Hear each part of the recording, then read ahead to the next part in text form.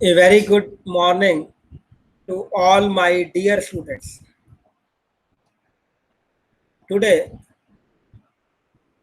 we are going to discuss about a new topic in CPC, and that topic is institution of suit, meaning thereby what are the steps involved in instituting a suit or a civil suit in a court of law. Why I have given stress to the civil suit is because of the reason that the code of civil procedure only deals with the civil suits and not with criminal proceedings. Therefore, we have to give or we have to understand the institution of suit in or with specific reference to civil suits. Before starting with the said topic, I just want to recapitulate certain points which needs to be understood by my dear students before going into this topic further. My dear students, as you all are aware that we have till date dealt with the various topics such as introduction portion, wherein I have explained to you about the historical background behind the enactment of Code of Civil Procedure 1908 and also apprised you about the conditions or the grounds on which further amendments to this CPC or Code of Civil Procedure took place in the year 1976, 1999 and 2002. So in that we have discussed the journey of CPC from 1859 to till date, and thereafter we had discussed about certain important definitions such as the concept of judgment, decree, order, plaint, suit, written statement, and so on and so forth.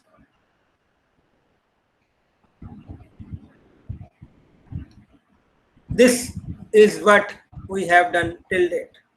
Thereafter, I had also discussed with you about the execution of decree as well. But we must know that how a particular suit can be instituted in a court of law. As you all are aware about the same, that the first step for instituting a civil suit is to file a plaint. And you all are aware that plaint is the pleading of the plaintiff, whereby he claims a relief against the defendant by showing the cause of action in his favor. And this plaint needs to be filed and before an authority, and that authority is known as court, and that court must have jurisdiction to try that particular suit. In this, I had discussed about the three types of jurisdiction as contemplated under the Code of Civil Procedure. These includes number one, territorial jurisdiction, number two, pecuniary jurisdiction, and number three, subject matter jurisdiction. And if the court is having all these three types of jurisdiction with itself, or any of two types of jurisdiction with itself, then that particular court is empowered to try that particular suit. Once the court has been conferred with the jurisdiction to try that suit, then it has empowered under the law to register that plaint with the court itself and thereby admit that plaint and thereby gives a civil suit number to that particular plaint, and thereafter that plaint would convert it itself from plaint to civil suit. And once the civil suit is admitted, thereafter the court may issue summons to the other side, whereby the defendant is called upon to appear before the court on the certain date and thereafter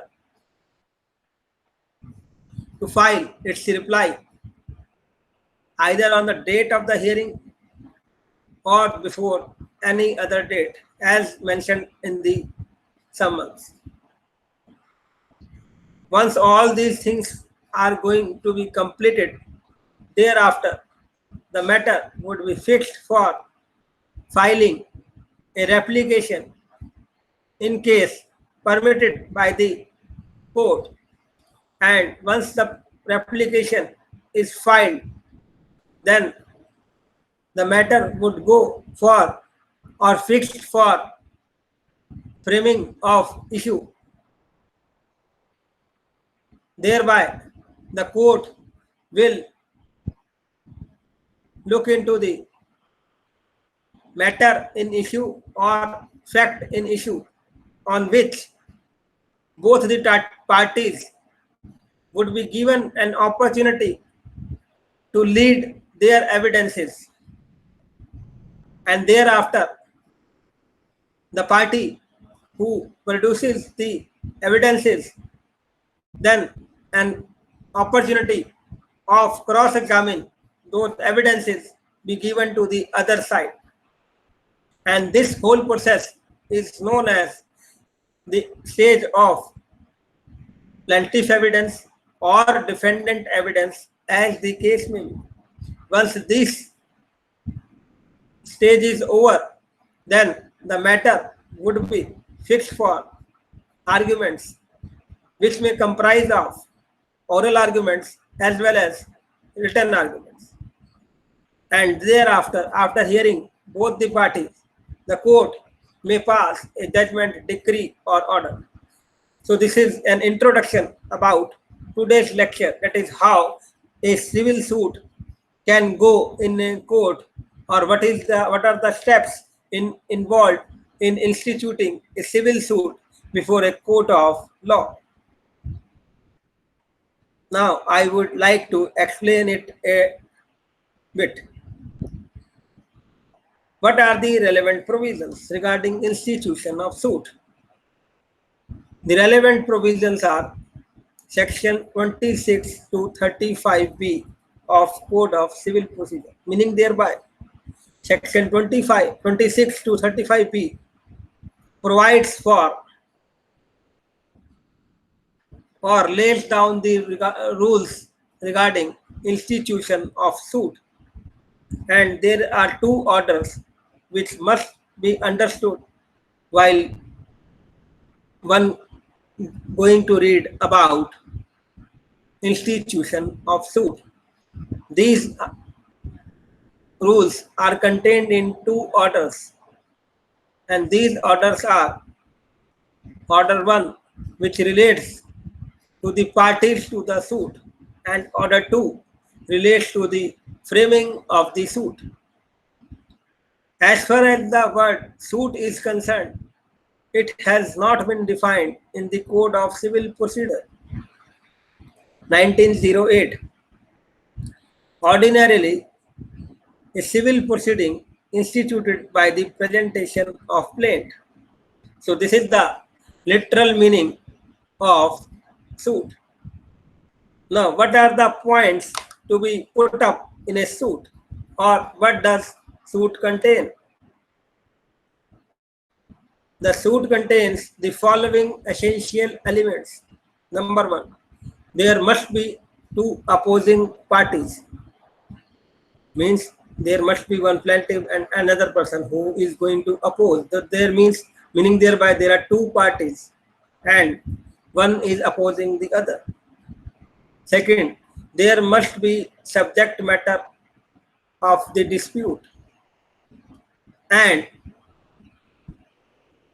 there must be a cause of action arose in favor of the plaintiff on the basis of which he claims relief against the defendant. So, cause of action is a bundle of facts on the basis of which the plaintiff sues the defendant. And once the cause of action is there, the other party may go for claiming relief from the plaintiff against the defendant. So these are the essentials of a civil suit. Now, very important points which a law student must consider before instituting or before drafting a civil suit. Number 1 point which one must consider, that is who would join the, or who would be the part of the suit, meaning thereby the parties to the suit. This party may be an individual person also, or there may be two or more persons. Once there are two or more persons, the court needs to satisfy itself, and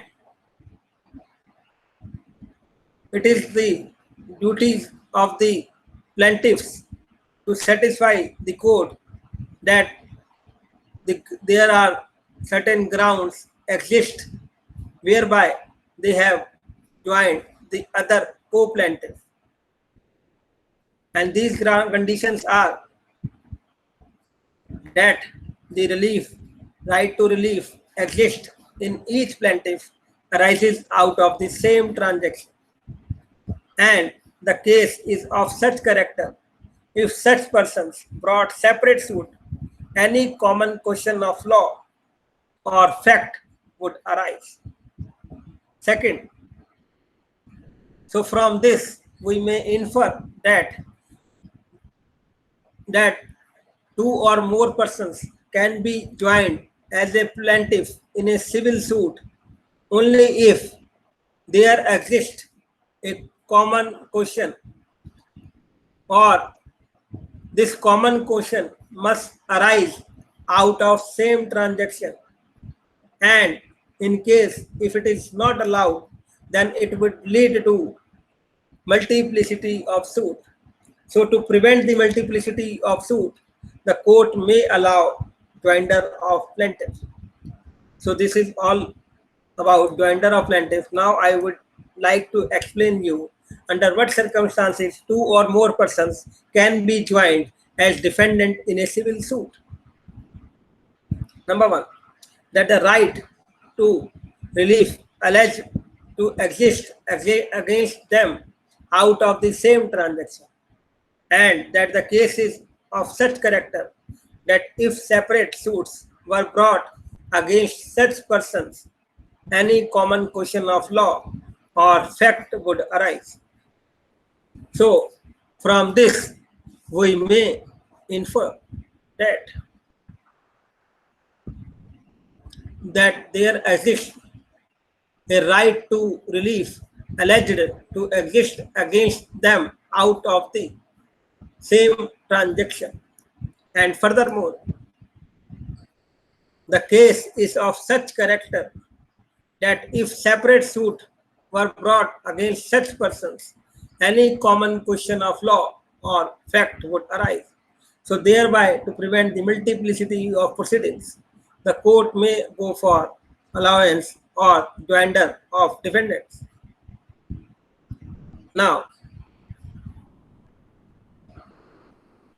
the next question, which a law student must know while reading about this topic, is that who is a necessary party? Meaning thereby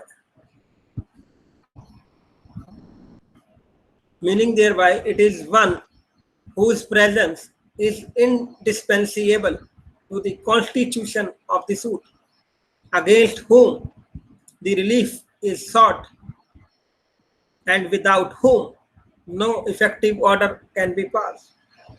So from this, we may infer that it is one of the party whose presence is necessary not only for the constitution of the suit, but also without whom no effective order can be passed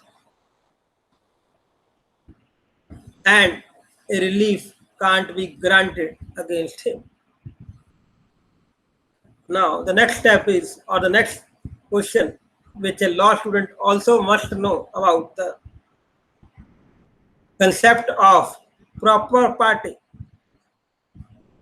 Even though the word proper party has not been defined, but by way of interpretation by judicial jurisprudence, we may infer that it is one in whose absence an effective order can be passed, but whose presence is necessary for complete and final decision on the questions involved in the proceedings.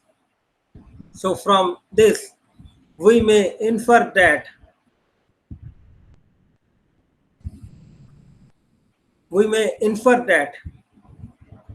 even though in his absence an effective order can be passed, but his presence or her presence is necessary for the complete and final decisions on the questions involved in the proceedings.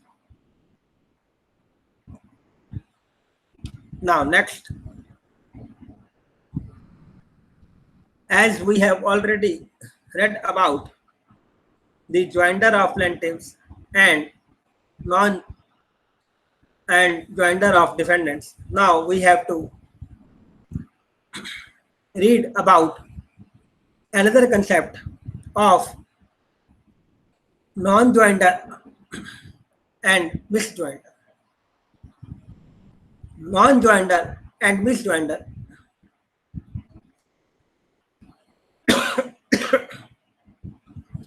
where a person who is necessary or proper party to a suit has not been joined as a party to the suit. It is a case of non-joined. Sorry. I will again going to explain the same or read the same. Non-joinder and misjoinder is a concept which has been dealt under CPC, under Order 1 CPC, but the words non-joinder and misjoinder are not defined in the definition clause given under the CPC, like of necessary party and proper party. Now, when can we say that it's a case of non-joinder? Non-joinder is a case where a person who is necessary or proper party to a suit but has not been joined as a party to the suit. It is a case of non-joinder. Conversely, if two or more persons are joined as plaintiff or defendants in one suit in contraventions of Order 1, Rule 1 and 3 respectively, then it is a case of misjoinder. What is the effect of contravention on the suit with regard to the non-joinder and misjoinder? The answer is given under Order 1 Rule 9 CPC. Order 1 Rule 9 CPC says or provides that such suit cannot be dismissed only on the ground of non-joinder or misjoinder, nor also a decree passed by a competent court be set aside. Now, is there any exception to this rule? Yes, there is an exception to this rule also, that it does not apply to a case of non-joinder of necessary party, meaning thereby, in case a party who is a necessary party and has not been joined in a civil suit, then in that particular circumstance, under Order 1 Rule 9 CPC, that suit would be dismissed by the court of law. Now, whether objections or as to non-joinder or misjoinder can be taken up by the parties or by the court? Yes, objections with regard to non-joinder and misjoinder can be taken by a party in a court of law. But that objection needs to be taken at the earliest possible opportunity. If the same has not been taken at the earliest possible opportunity, then it will be deemed to have been waived, meaning thereby this opportunity will be deemed to have been waived. This particular circumstance has been given under Order 1 Rule 13 CPC. Now, what would be the case where one party needs to be added and one party needs to be substituted? What is the object behind it, and where is the rule given? Striking out, adding or substituting parties is the rule given under Rule 10 of Order 1 CPC. The object of this is to save honest plaintiffs believing bona fide in the maintainability of their claims being non-suited on a mere technical grounds. Now the next question is, what are the conditions for the substitution or addition of party? First point is that the suit has been filed in the name of a wrong person as a plaintiff by a bona fide mistake, that the substitution or addition of the plaintiff is necessary for the determination of the real matter of dispute. Third, such amendments may be allowed by the court at any even stage of the suit and also at the appellate or revisional suit. Now, what are the powers and duties